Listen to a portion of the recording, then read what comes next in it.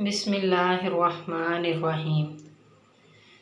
सुबह ही सुबह मियाँ बीवी का खूब झगड़ा हो गया। बेगम साहिबा गज़बनाक होकर बोली, बस बहुत कर लिया बर्दाश्त, अब मैं मज़ीद 1 मिनट भी तुम्हारे साथ नहीं रह सकती।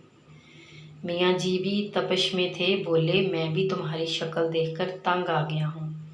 दफ्तर से मैं वापस आऊँ तो तुम मुझे नज़र ना आना। सारा सामान उठाओ और यहाँ से निकल जाओ। बीवी ने अपनी माँ को फ़ोन किया, अम्मा मेरा शोहर से झगड़ा हो गया और मैं वापस मेके आ रही हूँ।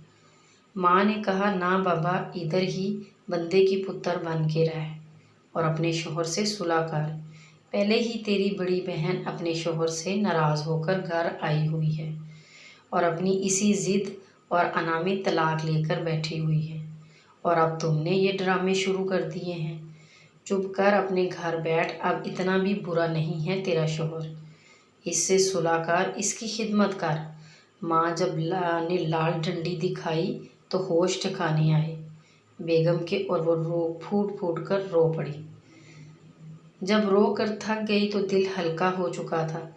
मियाँ के साथ लड़ाई का सीन सोचा तो अपनी ही काफ़ी गलतियाँ नज़र आईं। मुँह धोकर फ्रेश हुई और मियाँ की पसंदीदा डिश बनाना शुरू कर दी। साथ स्पेशल खीर भी बना ली। सोचा शाम को मियाँ जी से माफ़ी मांग लूँगी, अपना फिर भी अपना ही होता है। शाम को मियाँ अभी घर आए तो बेगम ने इनका अच्छे तरीके से इस्तकबाल किया, जैसे ही सुबह कुछ हुआ ही ना था।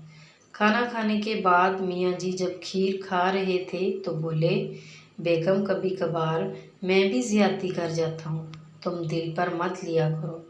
बंदा बशर हूँ, गुस्सा आ ही जाता है।